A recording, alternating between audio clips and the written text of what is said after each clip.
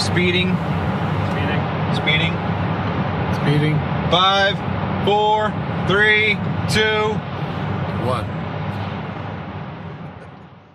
The world is changing faster than ever. What used to take decades is now taking years or even months. What you see right now is the illusion that people have had for many decades about the workplace being this secure place to work the rest of your life. For the first time in the history of our nation, our children will not do as well as us. We've seen our friends get laid off. We've been laid off. We've had our pay cut. People are overworked and underpaid. They seem to have less time and less freedom. They live under constant pressure. This is going to be forced. And so even if your employer loves you, they may have to cut you. There's something wrong that on Monday morning, the heart attack rate increases by 35%. Technology is accelerating, job security is declining. It just doesn't seem like the old models of making a living are as reliable as they used to be. Every aspect of our lives, there's a better way out there, but we're still doing it the old way. We live in the greatest country on the planet, and there are a lot of people sitting around complaining and being cynical. Like everyone's whining about this old model, and I'm like, why don't you leave it? Look at all this over here. Look at all this opportunity. Since so much of our lives revolve around our work and the way we make our living, many people are thinking there just has to be a better way. The biggest challenge facing our world today is not making money, is what are we going to do with all the displaced, unemployed people? People are afraid that they're going to make the wrong decision. People are afraid of the unknown. People are afraid that maybe I don't have the skills. Hey, sports fans, industrial age is over. It's dead. It's dying. That's why going to school to get a job is an obsolete idea. A steady paycheck is an industrial age idea.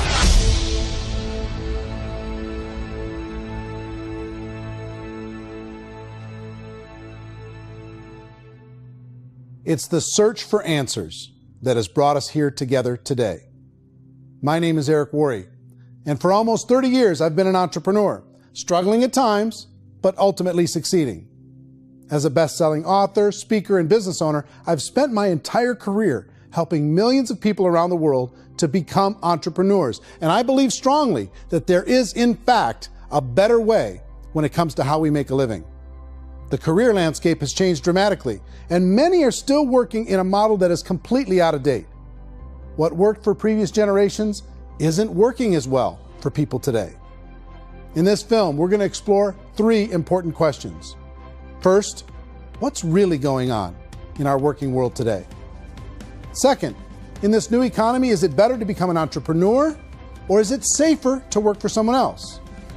And third, if a person decides to become an entrepreneur and start their own business, how can they do it without taking on massive risk? To help in this journey, I've brought together some of the greatest experts and thought leaders in the field of entrepreneurship to share the real facts with you.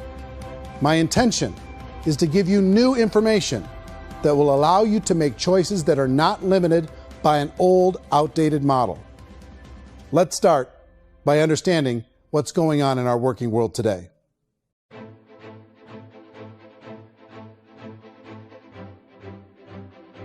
Let's look at unemployment. 30–40% of the people are honestly not working, but would be working. What our government does is if you haven't found a job in 6 months, we don't call you unemployed. We pretend you dropped out of the labor force. I've often said that unemployment, particularly structural unemployment, that's unemployment due to technological changes, is the first sign of economic growth. Think of it, 10 people live on an island. They go out every day and fish. One day, new technology shows up. A missionary brings them a net. Now, using the net, one pilots the boat, one throws the net. 2 fishermen can do all the work 10 used to. That's a 500% increase in productivity, 2 doing the work of 10, in one day. You don't have to learn a lot to learn how to throw a net instead of throw a fishing line. The island's got a big problem, 80% unemployment. But the island still has all the wealth of the fish because the 2 people produce as much fish as 10 did. Now, of course, looking back in history, these changes used to take thousands of years. And during that time, we went into farming and transportation. Some of us became doctors and some teachers and lawyers, and we developed all these new professions and new manufacturing jobs. Today, these changes are occurring literally in one day when a new technological advance occurs, and we don't have the social structures to deal with it or to retrain the unemployed people. So one of the things that I think is interesting as I travel across the country and really travel around the world is the way that we work and the way we get paid for work is changing pretty dramatically. On a global basis, everything is being turned upside down because of the rapidly advancing technologies. They are eliminating many jobs, and we have been left with many people not prepared for the jobs that exist. A lot of demand in public companies was to squeeze out all the fat and to get just as much margin as we possibly could, and fat equals humans. So this idea of job security in information age is so obsolete, but it's still taught inside our school system, and that's where the problem starts. There's no financial education in the school system, and people are still trained to be employees to work for that paycheck. This is a chart on the middle class. What's happening in the middle class, those that went to school, their incomes have been coming down for years. And parents still say to their kids, go to school, get a job. Now what happens to all those middle class people who are dropping off the ends of off the chart? Well, they become what's called working poor. And this is what happens to working poor. But they say poverty is ending. Well, poverty may be ending, but working poverty is going up. And this is food stamp usage. So food stamp usage in America is going through the roof right now, because people cannot earn what they call a living wage. Most people have experienced financial pressures that I think are probably greater than they have been in the past. If you're not working for yourself, then it's going to be a pretty hard road for a lot of people. Today, if you're going to control your future, the 40-40 plan is gone, where you can graduate from college and get a job and work for 40 hours a week for 40 years. That day is gone. So some of these charts actually tell you what's going on. And this is a really interesting one. You know, people are going back to school because if I go back to school, I'll get a nice job. But this is what's happening to, it's called Sallie Mae, which is the student loan guys. Student loan is going through the roof. It's now over $1 trillion, and student loan debt is worse than credit card debt. So when people stopped using credit card, the government got people into student loan debt. And the problem with student loan debt is you can never be forgiven. See, with credit card debt, you can declare bankruptcy and all's forgiven. But student loan debt, you can declare bankruptcy, you still owe it. It's the worst of all debt. But this is the next picture. Look at this chart here. This is what's happening to wages of college graduates. It's going down. So you go to college, you rack up all this debt, but you earn less money. Now, that's not that intelligent. Average person who's been working a lifetime in America today is ending their lifetime at 65 with about $41,000 in assets. They earned just enough to survive. I think in the United States we have something like 17 trillion in debt. That's just the federal government debt. We got another 2 in municipal and in other, let's call it almost 20 trillion government. We've got 40 trillion in private debt. That comes up to close to 60 trillion. When you then add something we never had before, what you were talking about, when we look at the unfunded portion of Social Security and primarily Medicare, Medicaid, that, at the most conservative estimates from outside firms, Kleiner Perkins, 67 trillion and growing. That's more than all our other debt. There's less conservative estimates that say it's 84 trillion or higher. I added up conservatively $127 trillion in total debt. Debt is a financial drug. When you take it to excess, it's like taking a drug. Yeah, it makes you feel better, it enhances your performance, but at a huge cost, eventually it kills you. And so that's what happens. We keep doing more and more debt, and you get less and less results, just like a drug, until the debt gets so high that it crushes the whole system. That's where we're at, 8.2 times GDP. You know who I feel sorry for? I feel sorry for the person who dreads going to work, who is sick to their stomach on Monday morning, who hates their alarm clock, who gets a little glimmer of hope on a Wednesday because it's hump day and says, thank God it's Friday. And they live for those 2 days a week where they get to be themselves and they don't have to be around people they don't like, and they don't have to play the political game in the office, and they don't have to live this half life.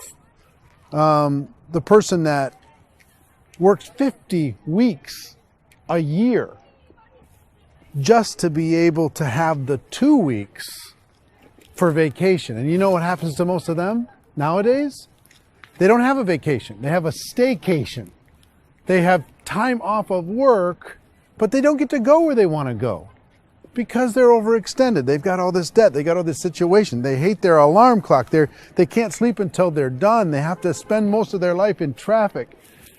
I feel sorry for that group of people because there's a better way. They just don't know it. I see this really interesting attempt at rugged individuality in a 6x8 rectangle.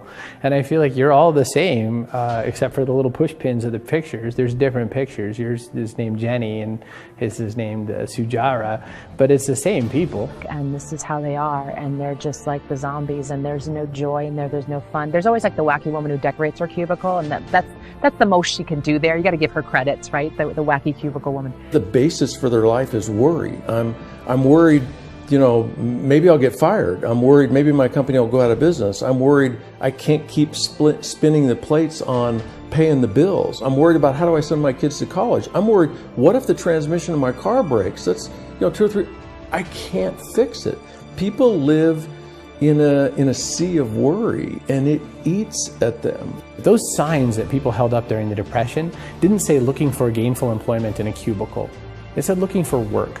Work is what we're looking for. Job is just a unit of measurement. Work is what we're going after. It's time to look in the mirror and say, it's not the economy, it's my economy. It's my little world of where I am. I need to improve. I'm not going to wait for the economy to come back because, frankly, the economy is doing great in this country. So I'm here on Wall Street, the financial center of the universe, the financial capital of the world. This is where most people's money goes to at least be held for a time, right? With interest rates in banks being effectively zero, and many experts are predicting it's going to stay at zero for the next 10, 20, even 30 years, people feel like they don't have any choice but to put their future into equities, to put their future into the hands of other people on this stock market, and hope that the stock market goes up, hope that the stocks that their advisors pick or that they pick goes up.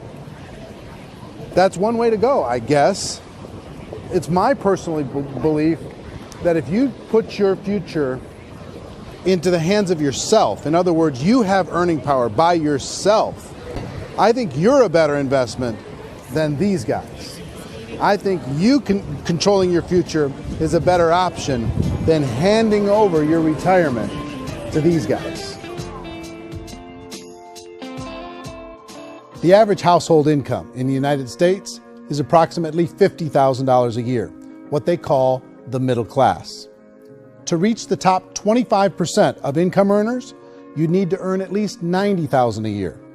To reach the top 10% would be a household income of $140,000, the top 5%, $190,000, and to be in the top 1%, you'd need a combined household income of at least $380,000 a year. So here's the question. What do you think would give you the best chance to move up and get to the top 10%, the top 5%, the top 1% or beyond? In my opinion, and in the opinion of many, many experts, the answer is to become an entrepreneur, to become your own boss. I think you have to be a business owner. I can't, the only time I ever say to someone it'd be great to be an employee is when they've already told me they've surrendered. I only tell people who are wounded spiritually that they should be an employee. And it's that feeling that you get when you pick up the backpack off the little Cub Scout and say, "Don't worry, little guy, we'll get you back to the camp."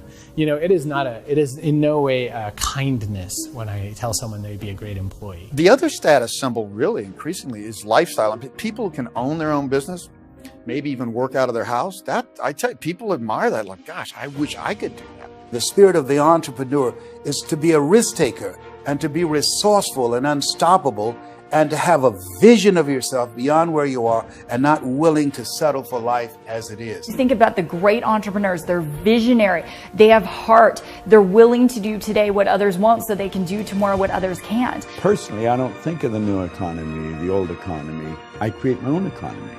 The entrepreneur's in control. I decide what the economy is going to be like. In the world of entrepreneurship, there are no limits. You can make as much as you want, depending on how much you want to work and how smart you are and how great a team you put together. There's no more lifetime rewarding business than being an entrepreneur. Why in America, where anyone could be anything, would people want to give up their freedom and become effectively a modern-day slave, told shut up and be here every morning at 7:30, leave at 5:30, and do what I tell you? If people decide to become an entrepreneur and work for themselves, they have some traditional options, but they're riskier than you might think. Any kind of a retail business, retail build-outs, is extremely expensive. Even just these small little yogurt stores where they're putting little yogurt machines and you get all the different flavors, you're spending $200,000, $300,000, $400,000 to open a yogurt shop. I would love to buy a Dunkin' Donuts, but it's $500,000 or so to start.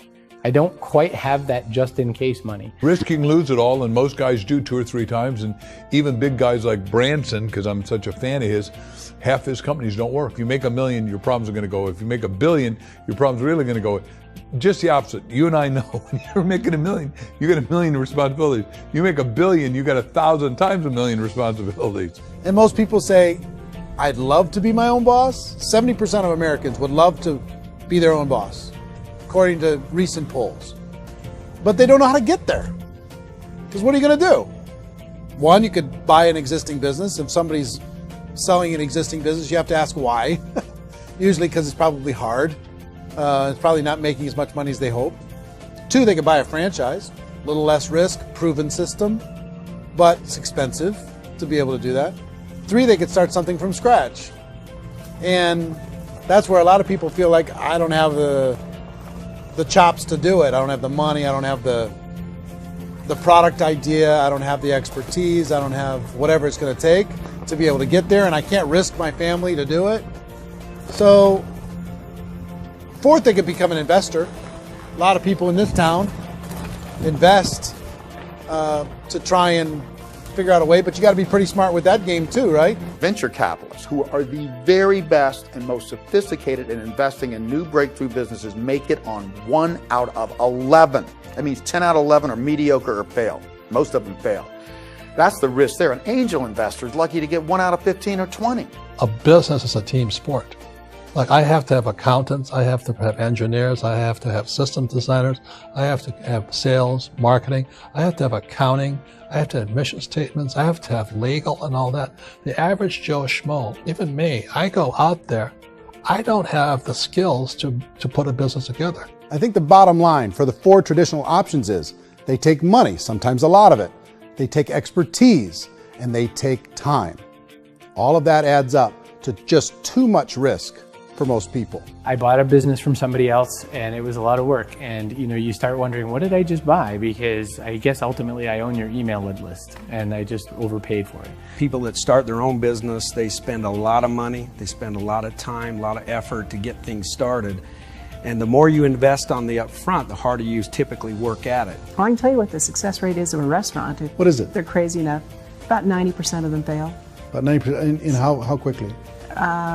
Year or less. Wow. And if we're talking non-franchise, we're talking franchise, Sure. That's totally different. Yeah. But our students aren't getting franchise restaurants. You gotta invest big money. Exactly. And with someone like McDonald's, you've had to work with the company for a long period of time, really know the To even have a business. chance at investing $1 million. Have a chance, and it's a slim chance. What if there was a way that you had all the proven aspects, the comfort aspects, and you could still control your own life? What if there was both? In other words, you didn't have to create everything from scratch. You didn't have to be a super leader. All you had to do, what if there was a proven product already? You didn't have to create the product. And there's a proven system already, proven training already. Everything except an employer. That was the only thing that you didn't have. Do you think more people would be open to working for themselves in that environment?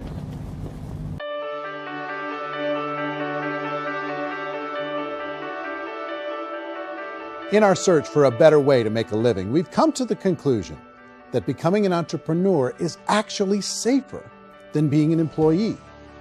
And through our look at the entrepreneurial options, one particular path kept coming up from expert after expert. And I think most people will find it surprising because it's certainly a non-traditional business model. That model is for people to start their own business and become an entrepreneur through the creation of a network marketing business. Some people call it direct selling because the product is being sold directly from the manufacturer to the end consumer, cutting out the middlemen. Other people call it multi-level marketing, or MLM, because there are multiple levels of commissions paid. The most common term today is network marketing, because network marketing best describes using a large group of independent distributors, independent entrepreneurs, to move a product or service more efficiently. So my friend here, Donald Trump, and I, we always write about the network marketing industry. And the reason we support the network marketing industry is because it really is a business school for entrepreneurs. Because most people come out of school looking for a paycheck. Oh, that's terrible. I went to network marketing like that.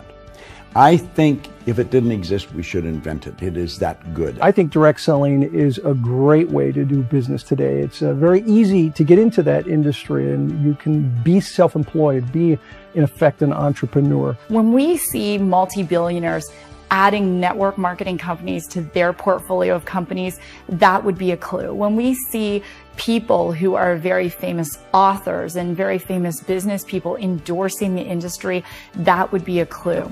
These network marketing companies aren't $50 million companies. They're billions and billions of dollars. They lead the stock market. They're major companies. When we're going to get it? You know, and you're going to school to work for a paycheck. But if you want to be rich, be an entrepreneur. And network marketing gives you the spirit to be an entrepreneur.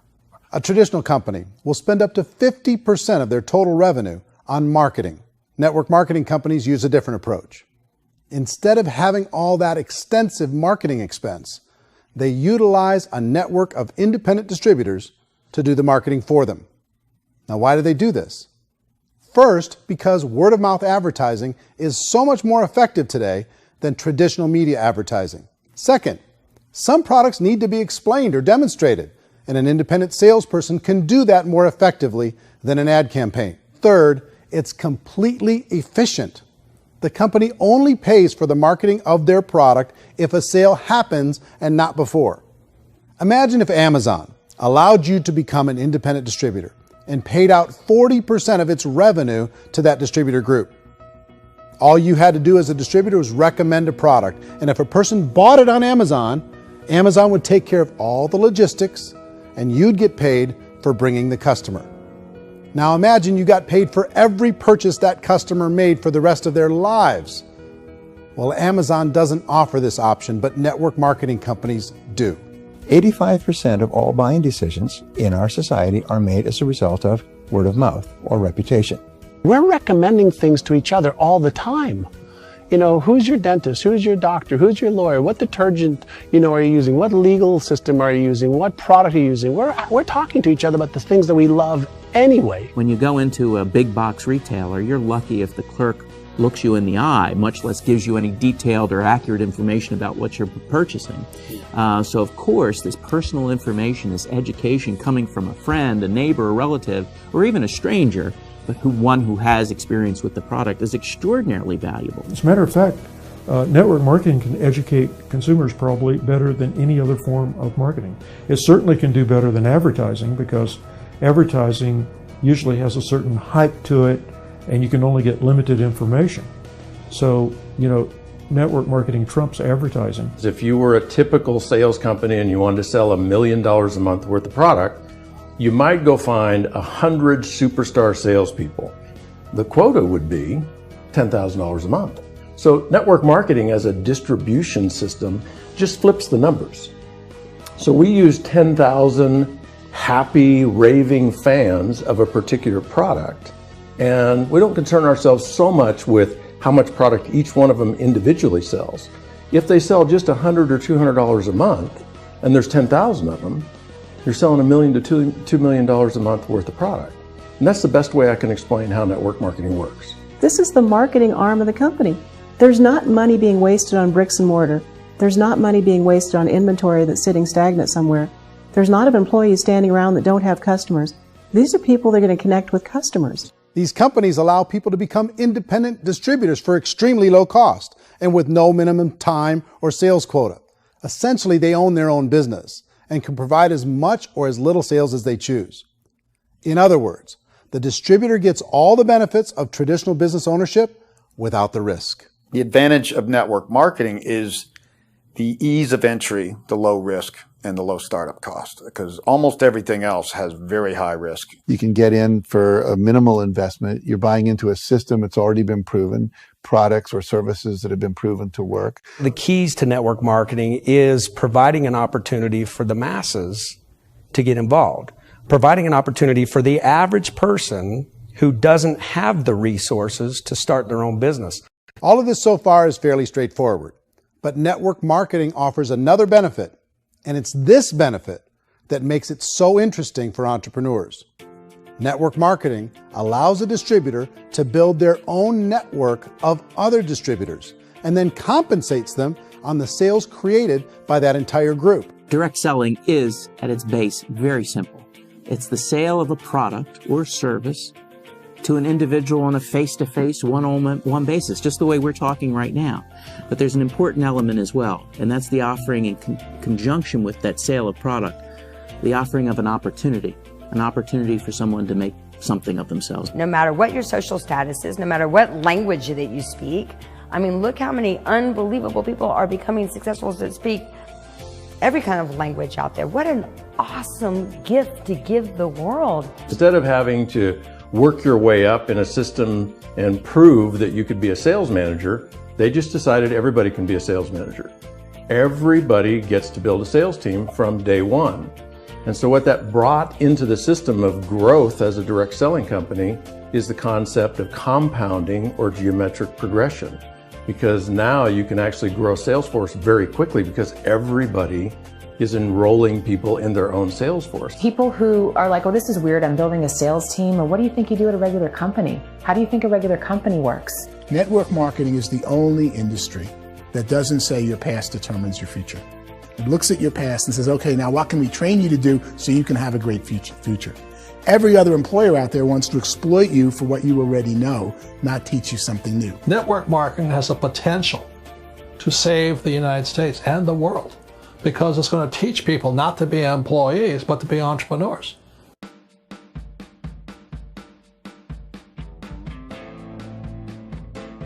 According to the Direct Selling Association, if you add up all the network marketing companies around the world, they combine to do over $178 billion a year in retail sales. To give you an idea of how big that really is, the NFL, the National Football League, does approximately $9 billion a year. The music industry does a little more than $16 billion a year, and the movie industry does about $80 billion a year. Using a conservative average, network marketing companies pay their distributors about 40% of that $178 billion in the form of commissions, which adds up to more than $71 billion a year. That's almost $6 billion a month. It's almost $200 million in commissions every single day. So it's certainly working, and people are making serious money in network marketing. With the growth of the direct selling industry over the last 10, 15, 20 years, we've seen a broader understanding of the channel. We have seen more and more people getting involved in the business, so our penetration in the marketplace has increased, and thus the understanding in the marketplace of who we are has increased. And we've seen non-direct selling companies look at the direct selling model and say, something's going on there. People are making money, companies are being profitable, individuals are being motivated, product is being delivered to market. Maybe we should explore this. Some people think only the people at the top make money. Well, let's take a look at that as well. In the network marketing profession, there are roughly 500 people in the world who earn over $1 million a year. If you round that number up to $2 million a year, that adds up to about $1 billion a year. That takes the $71 billion paid out each year down to $70 billion. So where does the rest of the money go? The vast majority goes to part-time people making anywhere from a few $100s a month to many thousands of dollars a month. It goes to people who choose to make it a full-time career move and earning even more than that. Every day, people are using the money they earn through network marketing to pay off debt, have more fun, and improve the quality of their lives. Everyone I know in network marketing has been doing that since the 50s.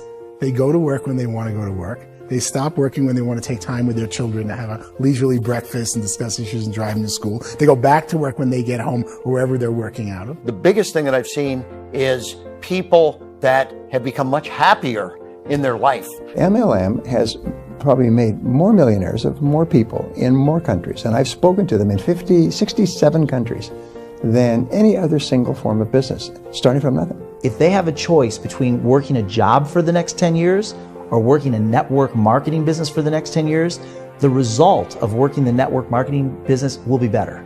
A lot of people within the industry go on and make this a career and do extremely well at it. Network marketing has been nothing but good for everyone I know that's been involved with it because they did it seriously and they played full out and they've been very successful. It's been a constant barrage of success stories and people showing off stuff that they got as a result of it. How many people are involved?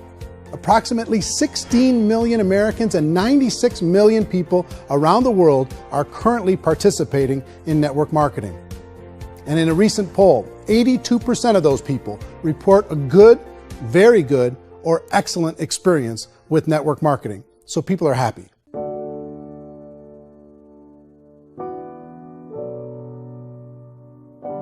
So I've taken a look at the network marketing profession and really tried to understand why so many people are confused as to the validity of this as a business. One is this pyramid shape. People get really messed up with this pyramid. Oh, it's one of those pyramid things.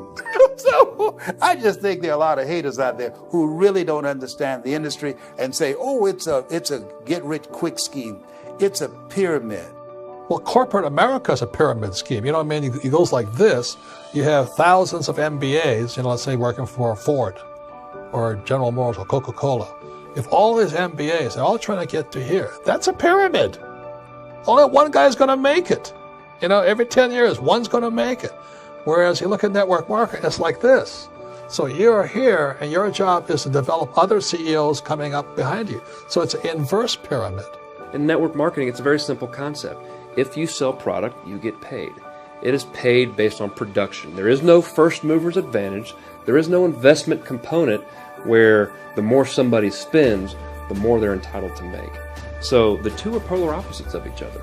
It doesn't matter what shape the company is or the compensation plan is shaped, whether it's a circle or a pyramid or a triangle or a trapezoid, it doesn't matter. If compensation is coming primarily from recruitment, then you've got a problem.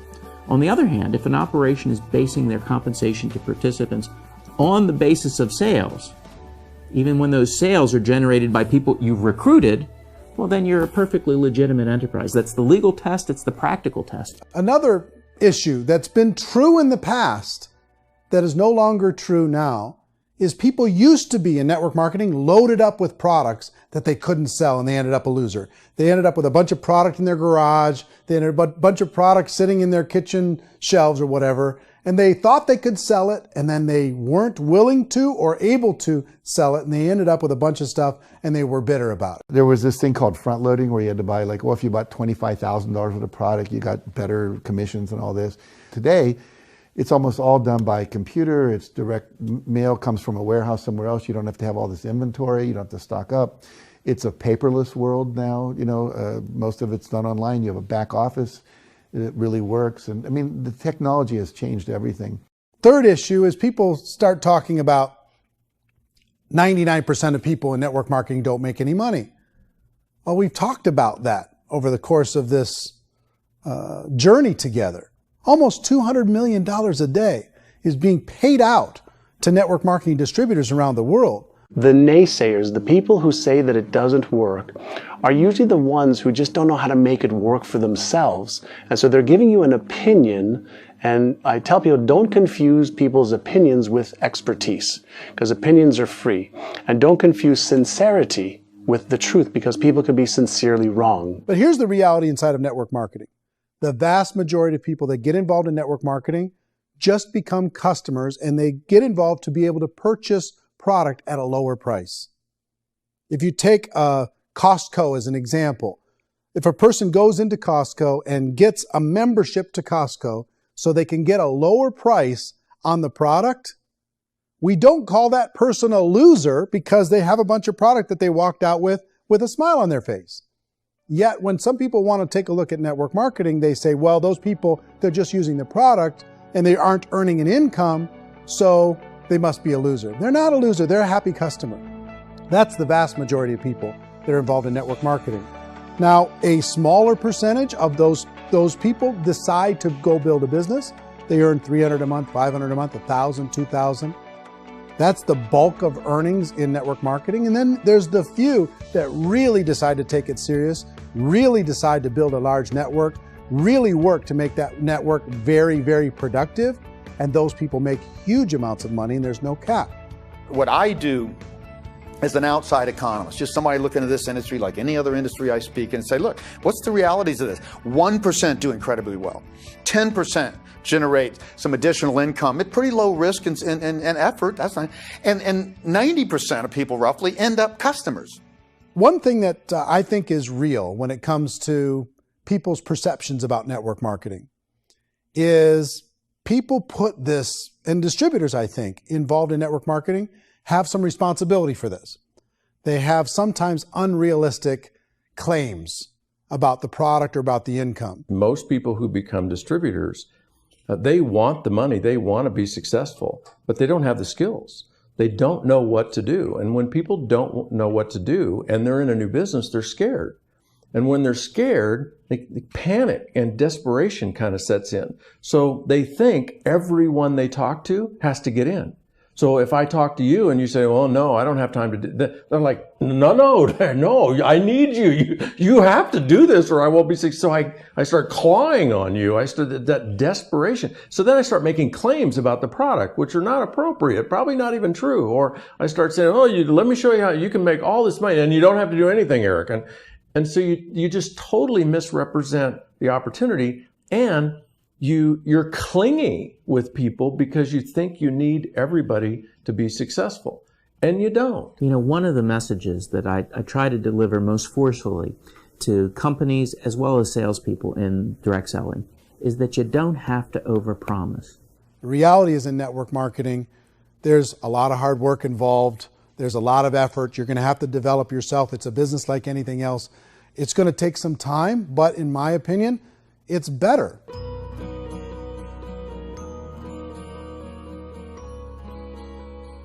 It's light years better for people starting today than it was even 5 years ago. I think it's more widely accepted now, and people understand it is a business. It is being an entrepreneur. It is being a business owner. Our belief system is based upon our evaluation of something. And frequently, if we reevaluate a situation, our belief about that situation will change. The industry has changed and it's grown up. It's totally transformed. You've got young people today that have grown up with social media, and they understand networks. They understand how people are connected through technology, and they understand how money flows through those networks. So when they see network marketing, they don't see it the way their parents saw it. And we've all learned, the larger industry that you represent, has all learned from those mistakes and flaws and errors that have happened early on. Early algorithms didn't work the right way. That's all fixed. It's like when they design a computer program, they design the program, then they run it, and then they go back through and they debug it. The MLM industry has been debugged. This is the day of being virtual, being able to run a business from your mobile phone. I mean, it's incredible. Companies are getting smarter. They're implementing more consumer protections. They're implementing more compliance training. They're doing more with respect to product research. If you do get involved and you make purchases of inventory, even on a voluntary basis, if you decide that this business is not for you, you can leave and have that inventory repurchased by the company. There's no other business that offers that kind of protection on a voluntary, self-regulatory basis.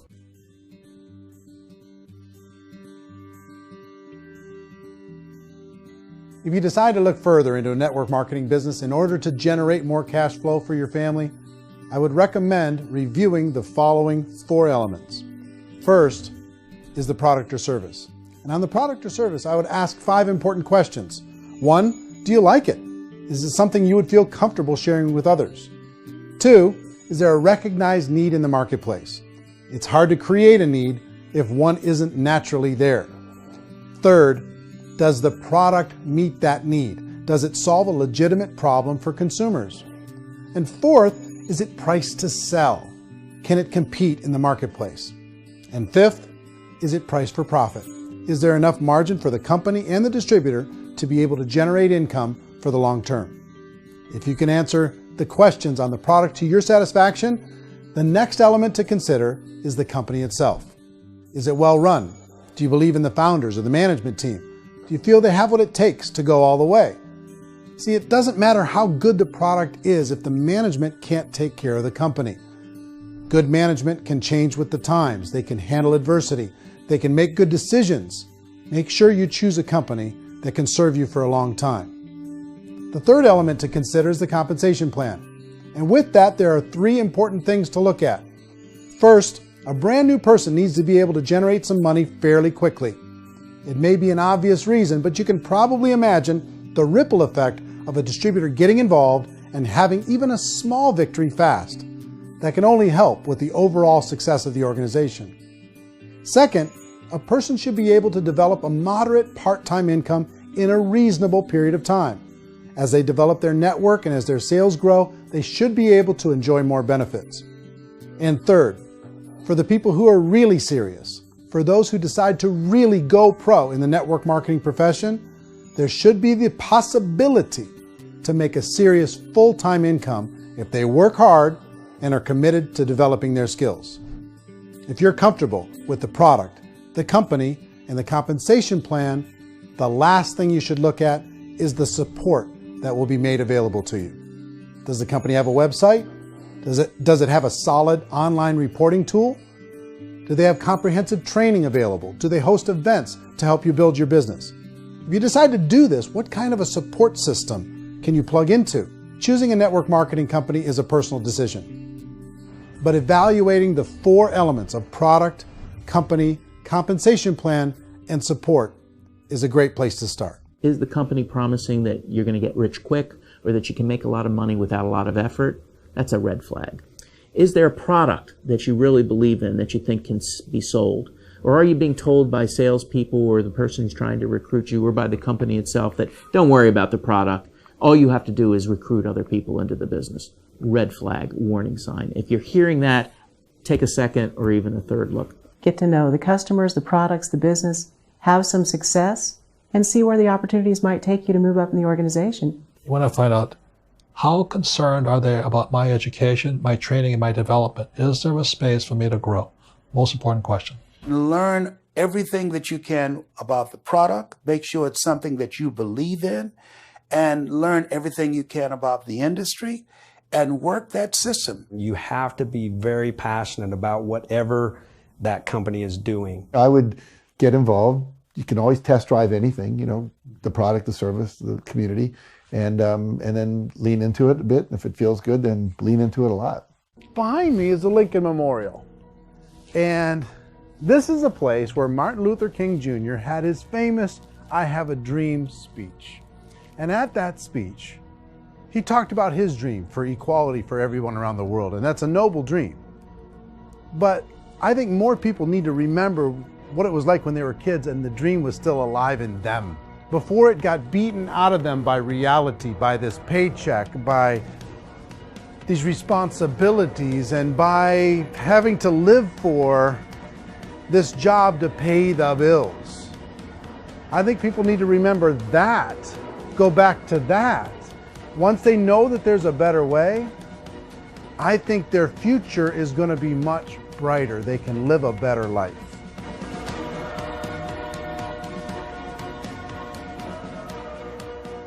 So if you're considering getting involved in a network marketing company, let me offer you just a few pieces of advice. First, network marketing isn't perfect. It's emotional, it's challenging. Like any entrepreneurial venture, it can have its up days and its down days. But if you have an entrepreneurial bone in your body, it's just better. Second, if you're gonna do it, decide to be professional. Decide to go pro. It's better to do that than just be this amateur sticking your toe in the water. Third, as any professional, you're going to have to learn some new skills. And I promise you, inside of the network marketing profession, they're not too difficult to learn. Fourth, like anything worthwhile, it's going to take some time. Don't expect that you're going to get to the finish line right out of the gate. And fifth, it's worth it. It's worth it to be able to take charge of your life again. It's worth it to be able to control your own financial situation. It's worth it for the people you're going to be able to spend time with. It's worth it for the things you're going to be able to see and the experiences you're going to be able to experience. It's worth it for the causes you're going to be able to contribute to, the lives you're going to be able to touch, the customers you're going to be able to help, the friendships you're going to be able to develop. I promise you, it's worth it. Remember, most people are searching for answers just like you are. But I do have to tell you the catch to network marketing. If there is a catch, if you want to understand this from an emotional point of view, people say, well, it sounds too good to be true. It's not. It's hard work. But here's the catch. Most people still don't understand it. So you're going to have to endure the loss of social esteem from ignorant people. The uneducated will think less of you. Now, if you can handle that, you're on your way. If that's going to destroy you, you know what? Entrepreneurship in general probably isn't in your future. If you can face that catch, you can become unstoppable. I want everyone to really contemplate this if they're not in network marketing. You're in a job, you probably have a mortgage, you have rent, you have debt, whatever's going on. You're in a prison. You work just hard enough to keep them from firing you, and they pay you just enough to keep you from quitting. Come on! I've been there, done that, and bought that t-shirt. In network marketing, if you run into failure, it's really just a homework lesson for yourself. There's no one to blame. You really have no excuse not to be successful. You just don't. People don't want to hear that, but there's so much available to you. If you want to be a good network marketer, be a student to the people above you, be a fellow traveler to the people on the same level, and be a teacher to those below, and know when it's appropriate to do which. People who are not afraid of asking people to buy things, or not afraid of persuading people with the chance they may say no, these people own the future. Nothing happens until something moves. So you got to go move, you got to go do something, or nothing's going to change in your life. In the beginning, you're going to do a lot of things that you don't get paid for. But as you go down the road, you get paid for a lot of things that you don't do. And your job is rehabilitate the spirit, the entrepreneur spirit in all of us. You get it back. Either give it a strong yes or a strong no, but no wishy-washy, dilly-dally stuff in the middle. There's dreams and there are nightmares, but I believe that the biggest nightmare of all is when you don't pursue your dream. You're going to see some monumental growth in this profession. It's an exciting, exciting time to be involved with the network marketing profession. The next 10 years, I see just exponential growth. When that tipping point comes, it's not a matter of asking somebody, have you ever heard about network marketing? You're really asking them, which company are you building your wealth in? We are here to fix the world, to improve relationships with other people, to improve other lives. And the real reward comes as an entrepreneur in any level from teaching somebody something and watching them soar. There is no greater reward.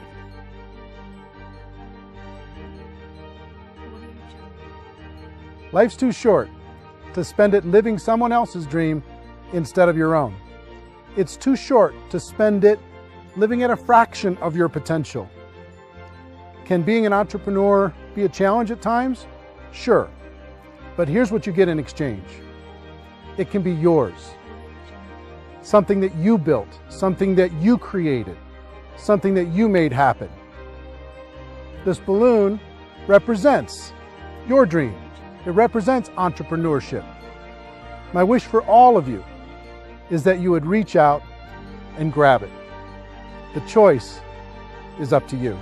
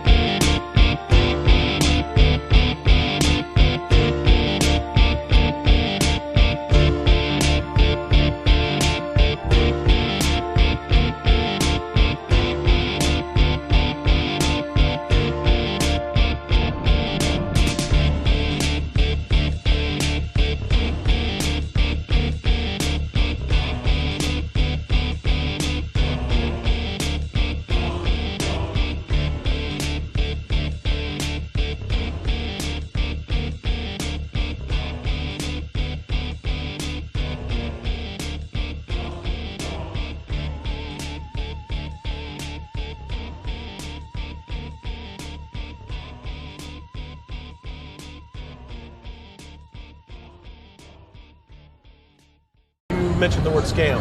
Why did you mention the word scam? The only reason it is a scam is because... That's terrible.